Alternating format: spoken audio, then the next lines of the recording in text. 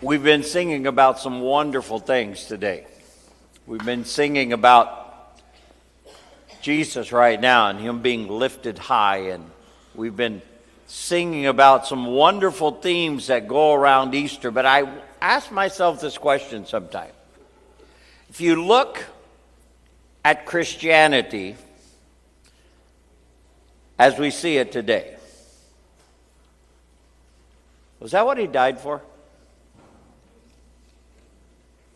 Was that what He rose for? Next week I'm going to begin a series, and today I just want to set up what I think is a real problem. Matthew chapter 5 and verse 13 says the following: "You are the salt of the earth, but what good is salt if it has lost its flavor? Can you make it salty again? It will be thrown out and trampled underfoot as worthless." Would you please read that with me? Read it real loud, all those manly voices, and then the high-pitched ladies join in. I want you to all read it out loud. Ready? "You are the salt of the earth, but what good is salt if it has lost its flavor? Can you make it salty again? It will be thrown out and trampled underfoot as worthless." What is Christian? You know, we use that word a lot. We use it in conversation. It shows up on television. You hear it in the news. It's just all over the place. And yet, it's one of those words that only appears 3 times in the Bible. Only 3 times. So I think today we can safely go in and hit all 3 times and say, okay, now, what is it talking about here?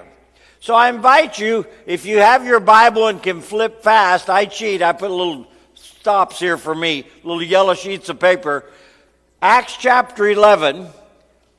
What's happening here in Acts chapter 11? Well, we see everything that's gone on in Jerusalem. The resurrection of Jesus is now about probably 18 to 20 years back.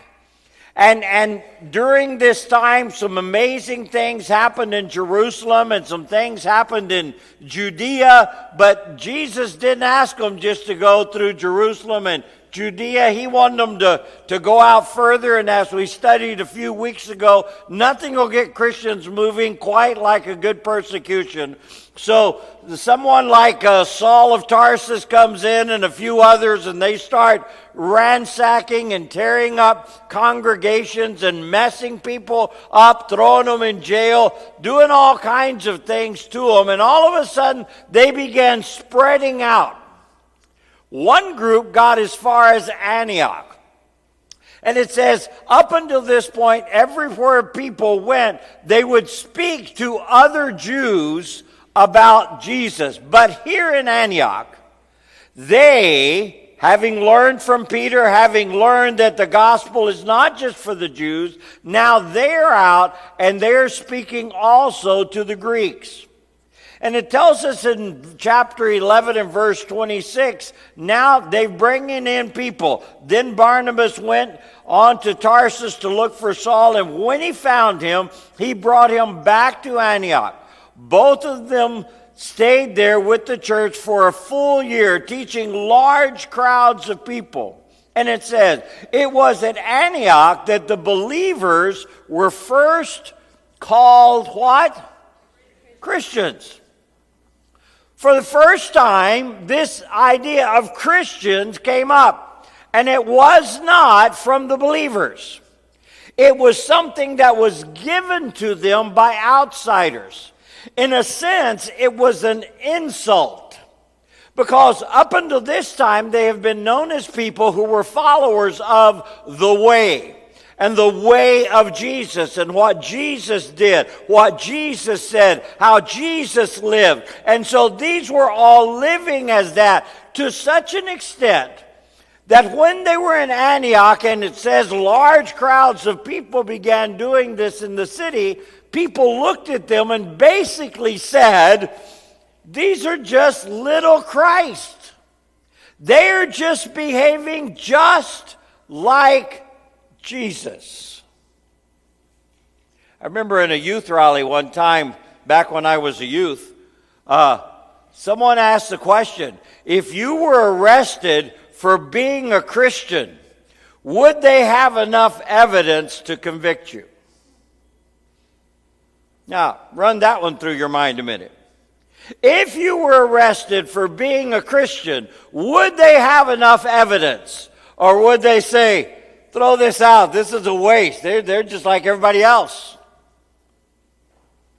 That's the first use. The second one comes in Acts chapter 26. Acts chapter 26. Here now the Apostle Paul is before some very important people. He's before Festus, who was a governor, and he was before the King Agrippa, who was there. And he's talking, and Festus said, "You're crazy. You're crazy, Paul. All these things you're saying it's just craziness." And yet Paul said, "King Agrippa knows about these things, and I speak boldly, for I am sure these events are all familiar to him. For they were not done in a corner. King Agrippa, do you believe the prophets? I know you do." But Agrippa interrupted him. Notice, "Do you think you can persuade me to become a Christian so quickly?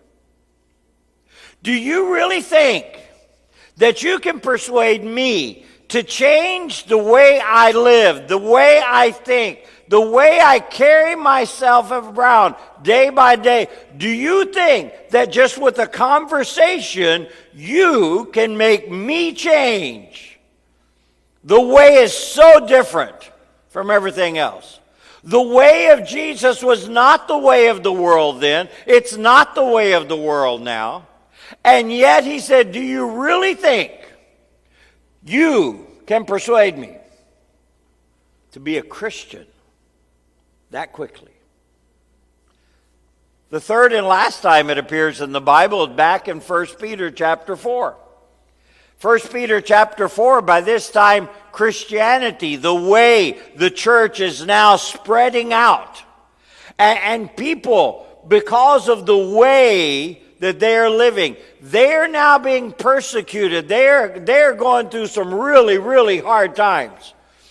If you haven't gone to see it, and it just came out last Friday, the movie on the Apostle Paul, you need to just take a couple hours and go. It is a wonderful movie, and it's a tremendous backdrop to exactly what I'm teaching today. In fact, as I went and saw it last Friday, I'm sitting there going, okay, the message is done, it's already printed, it's already folded, everything's great, but thank you, Lord, for giving me something so that while I'm preaching it, I've got all these pictures going on behind me. I've got this reality because they were talking about Christians that were at the center of the Roman Empire. They were in Rome, and yet their life, their way was so different. Nero had burned half of Rome and blamed it on the Christians, and particularly this Paul.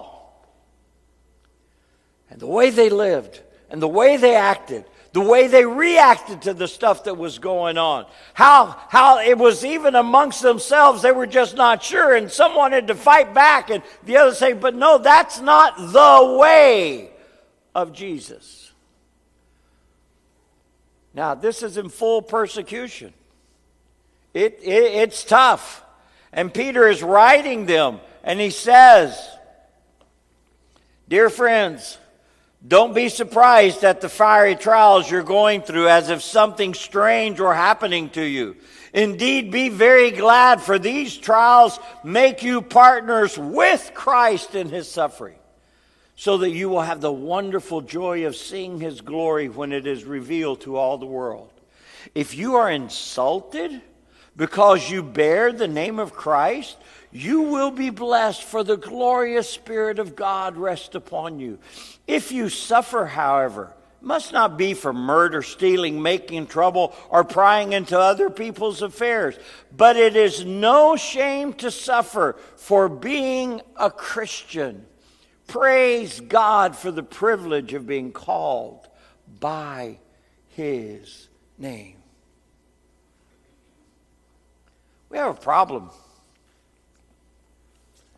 In each case that we see here, we see that it represented a way of life that stood out from the rest. When you see Christian, it was talking about a way of life that was very, very different from everything else that was around. And what I found interesting as I was studying this week, every time it appears in the Bible, it was a noun. A noun. You're going, I never was good at that. Go back and watch Schoolhouse Rock. Whatever it tells you need to do to get it. But it was a noun. Now listen. To these people, Jesus is saying, you are the salt of the earth. You are the salt of the earth. Listen, for these people, this was not an easy thing. It was not easy to live the way Jesus lived. It was not an easy way to react the way Jesus reacted. It was not easy for them to respond the way Jesus responded. It was not easy. It was not impossible, but it was not easy. But it was them living the way they were. They were the salt of the earth. In fact, one Tertullius was writing, and he was an attorney, very learned, and wrote in several languages, and then he became a follower of Jesus.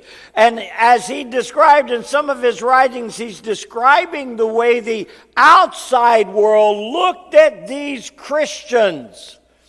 And he said, they look at them. And they're persecuted and they're beaten, and yet there's a strength in their life. They go forth and they throw them into the wild animals in the circus to be eaten up, and in the midst of everything, they stay firm, and oh, how they love.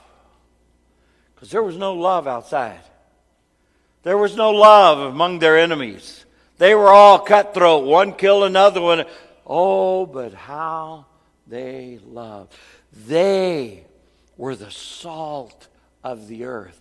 They were at the center of the fall of the Roman Empire. Their way, living Christian, brought it all down. But in our 21st century, Christian has lost its flavor. That word just doesn't have the punch it used to have. Christian in our world today is very different. It has gone from being a noun to being an adjective that qualifies something else. I'm going to go listen to Christian music.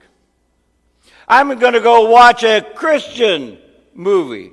You see, we went from the noun, a Christian, to an adjective. Some of you guys still don't get that. Get on YouTube. Go back to Schoolhouse Rock. You can figure this out. I know you can. It's just, we use it as a description of something. It's no longer something that it means itself. No, we add it to other stuff. In fact, one of the sad things is that in many cases, it has been corrupted for personal gain. I'm going to give you 3 examples. First of all, we now have a Christian candidate.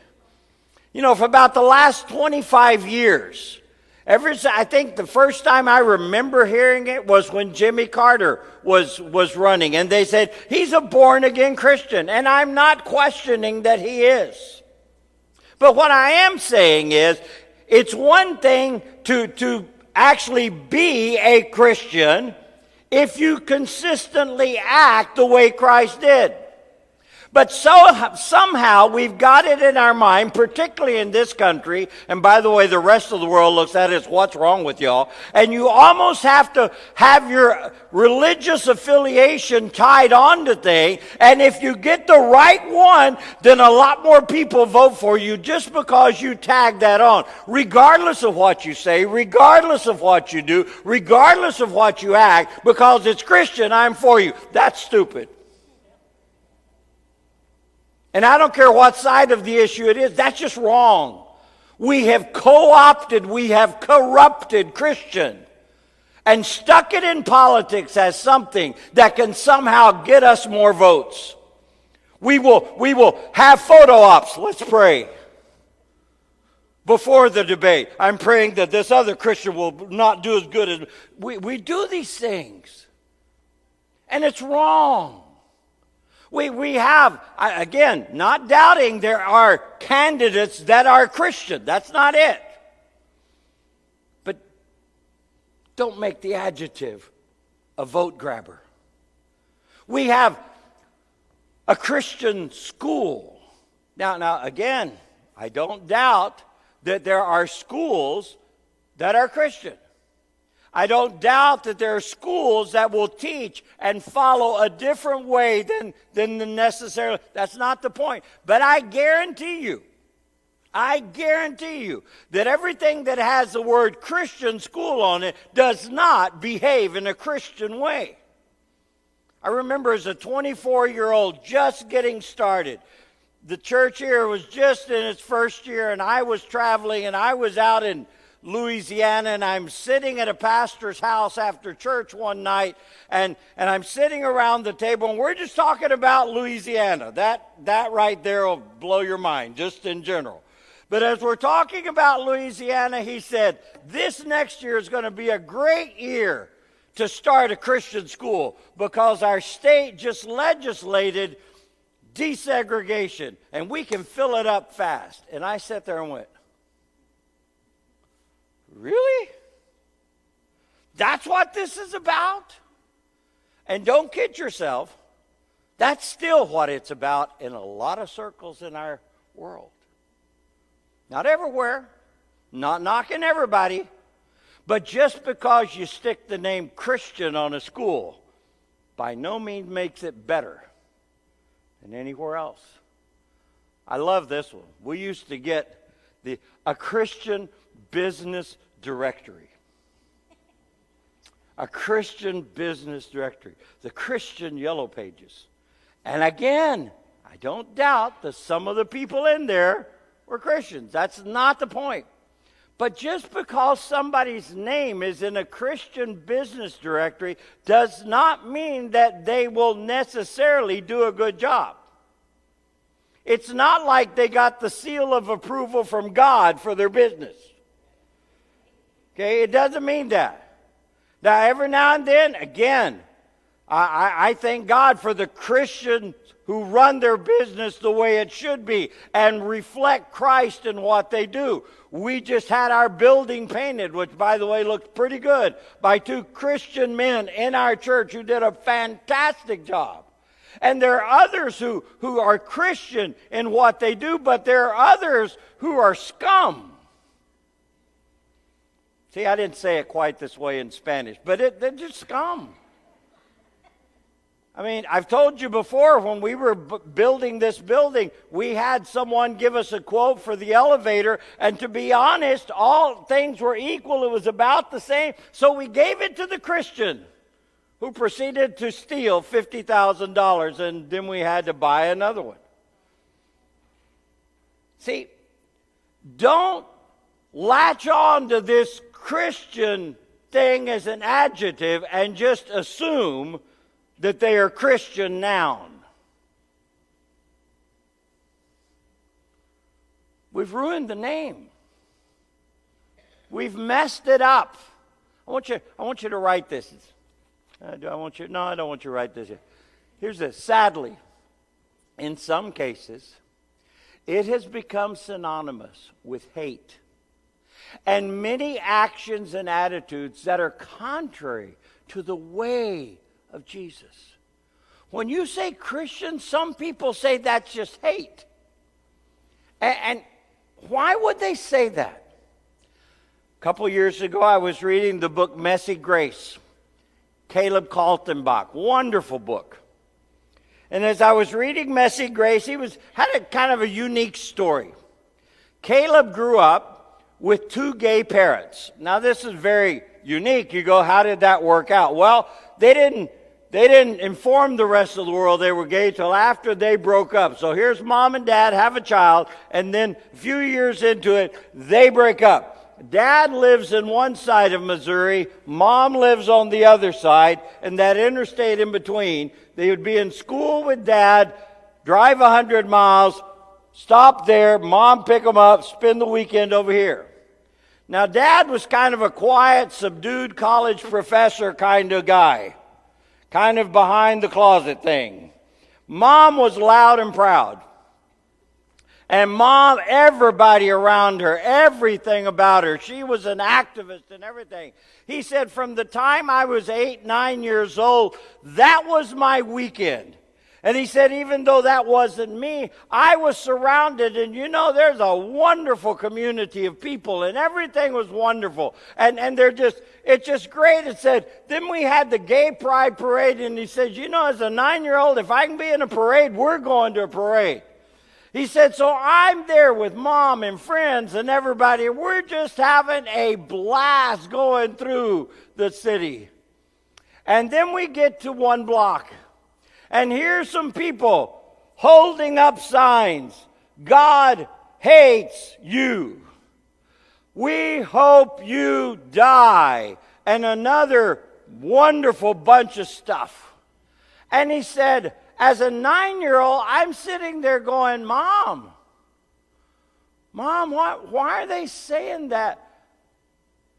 They don't even know us. And she said, son, they're Christians. And all Christians hate gays. Now think about that. The rest of the book is the story of how he fell in love with Jesus as a senior in high school. And today's pastor of a church. Amazing stuff. And by the way, both of his parents are saved, but I just ruined the book for you. Anyway, it's very good. It's a wonderful, wonderful book.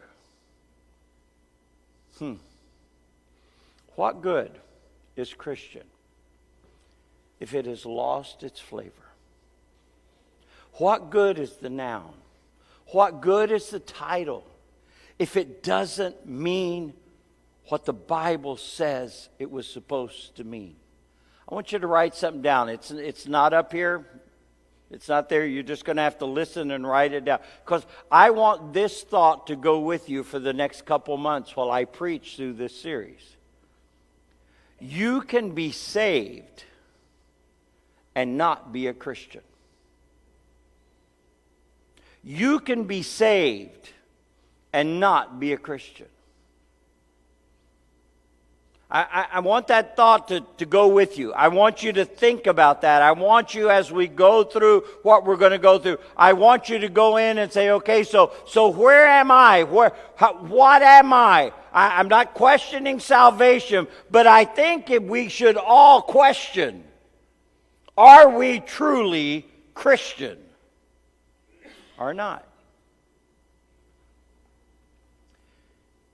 The question I have today is, can Christian be made salty again? Can Christian come back to be what it once was? I'm reading a book called A Working Philosophy of Life, Exploring the Sermon on the Mount by E. Stanley Jones. It's on the bottom of your bulletin there so that you don't have to write all that. It's a wonderful book, and E. Stanley Jones was a missionary in India for 50 years. He said that one of the first things he had to do when he arrived was separate what was truly biblical from what was cultural in his version of Christianity. And may I say, every good missionary has to do that. Every good missionary needs to, when they get to a different culture, has to stop and ask the question, okay, what is really Bible? And what is just from my culture? I find it very interesting. When you talk to Hispanic people in general that have spent time back in their country, you ask them, they say, what do you celebrate more in your country, Good Friday or Easter? And what are they going to say? Good Friday. And you ask an American here that's grown up here and said, what do you celebrate more, Good Friday or Easter? And they'll say what? Easter. I still have no idea what the bunny and the stupid eggs have to do with anything. It sells a lot of chocolate, but has nothing to do with the Bible. But as we look at this and as we think, you have to understand, okay, so which is right? Well, hold on. The Bible has both, and both are equally important. We need to celebrate his death and what was done, and we need to celebrate his resurrection. But a lot of other stuff is just culture. It's just cultural. And a lot of stuff that we say as Christian is really just American. And it all depends what flavor of American as to which one you're going to do the most. And you got to stop and decide what is really Bible and what is cultural. This man, when he arrived in India, realized he was not prepared for that. I want you to know, having been there, and I was only there for 10 days, but India is very different from here in every sense of the word. And as you go there trying to find some cultural tie, you will die trying to find it. It's just not there. He did not understand all the intricacies of the culture and the different religions and the Hindu and the Muslim and all the other stuff that was there. So he began to have what he called round table conferences. And it was a way for him to establish relationship with non-Christians where they would all share their religious experiences. And he would throw some things out from the Bible and put it out there and would listen to their reactions and observations, and they could question. It was a round table. There was no me teach you.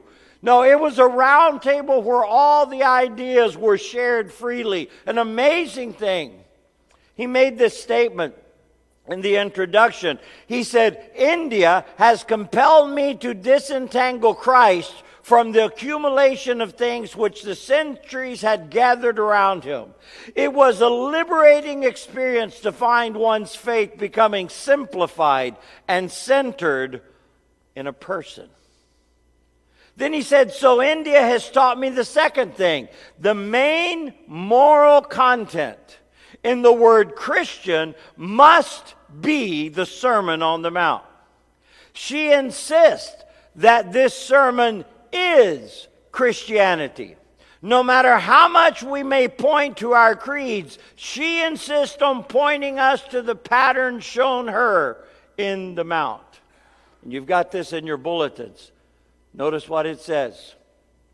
Our present day Christianity, anemic and weak from the parasites that have fastened themselves on its life through the centuries, needs a blood transfusion from the Sermon on the Mount in order to renew radiant health within it, that it may throw off the parasites and arise to serve and save the world.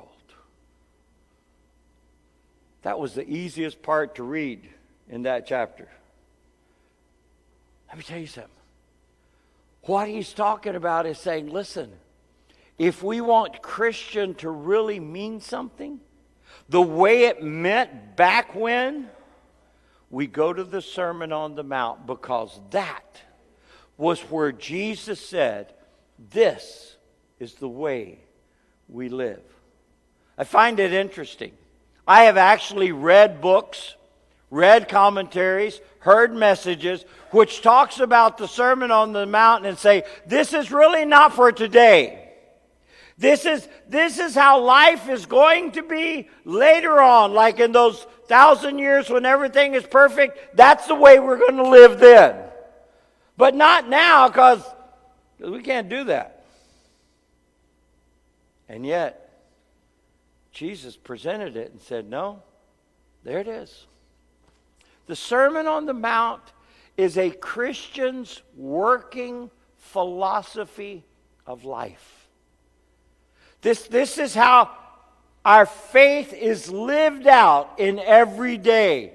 This is what it does for us. It is the way of Jesus. May I remind you, for those who know, and tell you for those that didn't know, at the beginning, those followers of Jesus were not called the church. They were not called Christians. They were called people of the way. Saul of Tarsus persecuted those and went to persecute those who were of the way. And as we go through and we see that they're talking about the way of Jesus, and as it continues on, it doesn't point us to a doctrine. It doesn't point us to a creed. It points us to a pattern of living that reflects Christ and therefore is Christian. That's what Christian is. A reflection of Christ. So in this sermon, Jesus says, here it is. See, this week I've worked in 1 John in my personal time with the Lord. And you begin in 1 John, and 1 John, he starts off by saying, now those things you've heard about, you heard about them, but I saw them. I saw him. I touched him. I felt him.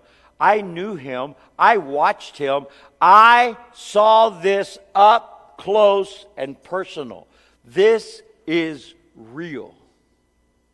This is real. And he ends the book by saying, now, stay away from what's fake. Jesus is what's real. This is the way of Jesus. This is real life. This thing, everything else, these are idols. This is fake. This is real. It doesn't point us to the doctrine of God or to the doctrine of Jesus or to the all those things that are wonderful. It says, no. The way you live your life is by what Jesus said. This is life. This is it. Right here. The power of the Sermon on the Mount can be seen in the impact of two great men of the 20th century. One that we would probably know more would be Martin Luther King Jr. He made this statement among many: darkness cannot drive out darkness, only light can do that. Hate cannot drive out hate, only love can do that. When you look at his life, you look at his strategy, you look at what he accomplished, you look at what he set out to do, he very intentionally started doing things very differently than what others. In fact, even among the leadership, there was a constant battle. Do we do this by force or do we do it by peace? And he always said, peace. Do we do it through hate or do we do it through love? And his answer was no, we do love. When you look at what he did and how he did it, you go, wow, that is so different from the way the world works. I remember one of my readings about him one time, or a movie, somewhere I would say, they said he was greatly affected by another man, Mahatma Gandhi. No, he does not make the rice that you eat at home. That's not it. He literally literally changed the course of an entire nation through peace. Through peace. He said, first they ignore you, then they laugh at you, then they fight you, then you win. Then you win. You see what happened there in India. When you look at the movie of his life and things like that, you go, wow, how did this happen? I was reading, again in the book, go back to E. Stanley Jones, and I was reading this and it got me. He said, years ago when I asked Mahatma Gandhi what we could do, and I stopped and said, whoa, hold on. You talked to him? Maybe you and him were sitting around the same round table and you were just having conversation about this kind of stuff? He said, what we could do to naturalize Christianity in India so that it would cease to be a foreign thing. Among other things, he replied, practice your religion without adulterating it or toning it down. And he had in mind the Sermon on the Mount. It is Mahatma Gandhi's literal insistence upon this way of acting and gaining political freedom that has startled and challenged the whole Western world. He has proved that it is possible, and that is power. This fresh discovery by a Hindu of a truth long buried beneath the armaments of the fighting West has been one of the most important spiritual discoveries in modern times. With this challenge facing us of a non-Christian nation acting on a widespread scale on one of the most profound principles of the Sermon on the Mount, we have now no alternative but to be Christian according to this pattern, or cease to be Christians in any effective sense of the word. You've got this in your bulletin because I thought it kind of summarized it. We must now cease to embalm it. We must embody it or abdicate. Quit saying it can't be done in our world. Either do it or quit even saying you're Christian. Years ago, I was in BCC and I had a speech to give, and this was my final speech, and I presented my topic. Are Christians damaging Christ's name? And I really wanted to do that one. And he said, no, you're going to do another one. And he gave me another subject. Is Jesus the Son of God? And by the way, you can't use the Bible. That was fun. I got an A, so I'm okay. Let me read you a little more. Listen to this. A little man in a loincloth in India picks out from the Sermon on the Mount one of its central principles, applies it as a method of gaining human freedom, and the world, challenged and charmed, bends over to catch the significance of the great sight.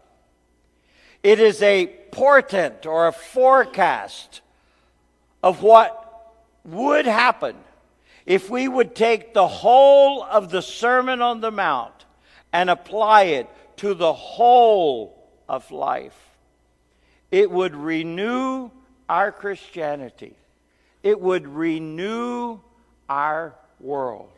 And may I say to you, it would put the saltiness back in the salt that has so been lost in our days.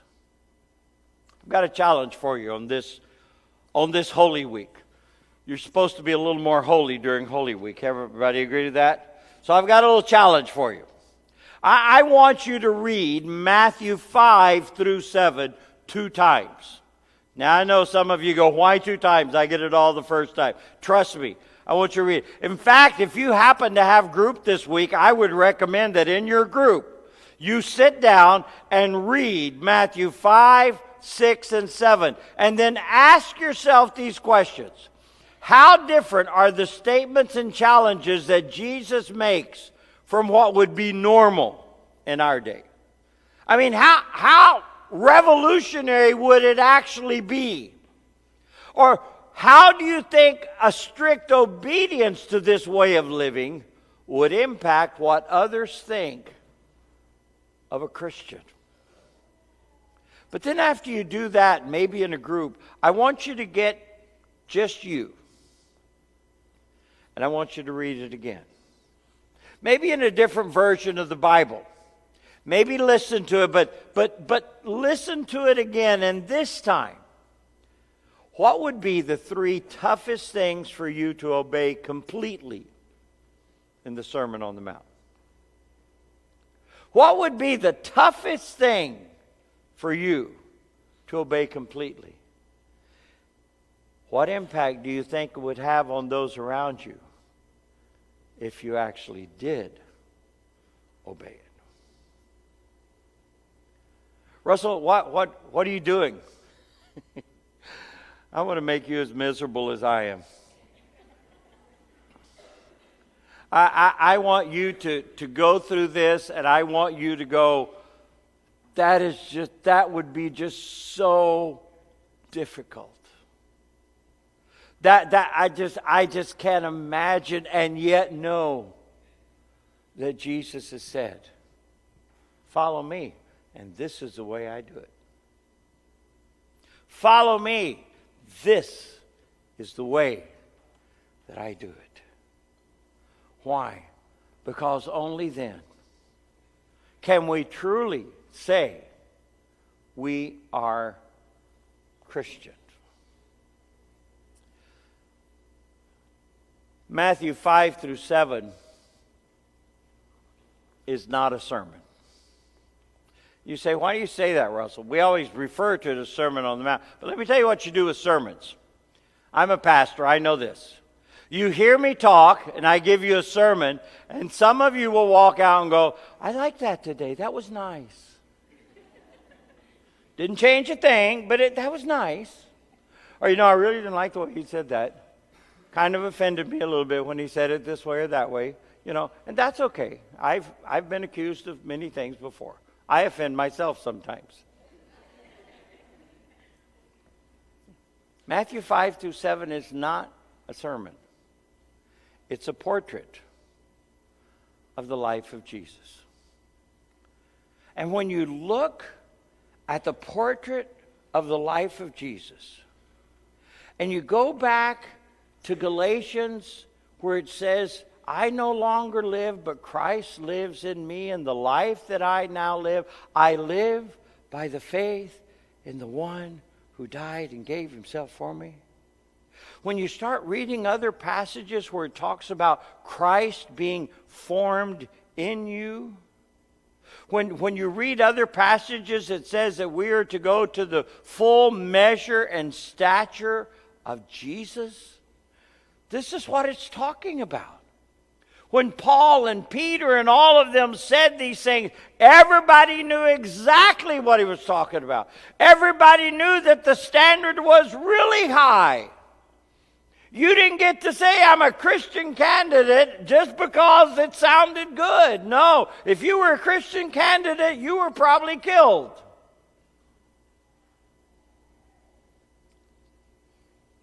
No, it has to be real. But it's possible. That's what we want to talk about next Sunday. It's the life of Jesus. Jesus told us, I'm going to be gone, and while I'm gone, there's something I want you to do. And I want you to do this in remembrance of me. What is that? That's the Lord's Supper. It's easy for us to forget. So easy. And so he gave us something, and he said, I want you to look at this, because every time you see the Lord's Supper and you see these ragged little pieces of broken up, unleavened bread, I want you to remember that I was broken for you. And every time you see this wine, this juice, I want you to remember that I gave my blood for you. So as we told you last week, today we're going to be receiving the Lord's Supper together. And I'm going to ask those who are going to help us with that to come forward right now and hand this. And as they pass it down to you, if you're saved, you're baptized, and you're following the Lord, please take it. And if not, please just pass it on. The Bible says it's very, very dangerous to do this and not be right. So I encourage you. Let's take the Lord's Supper today in remembrance of Him. As they hand these out, pay attention to this.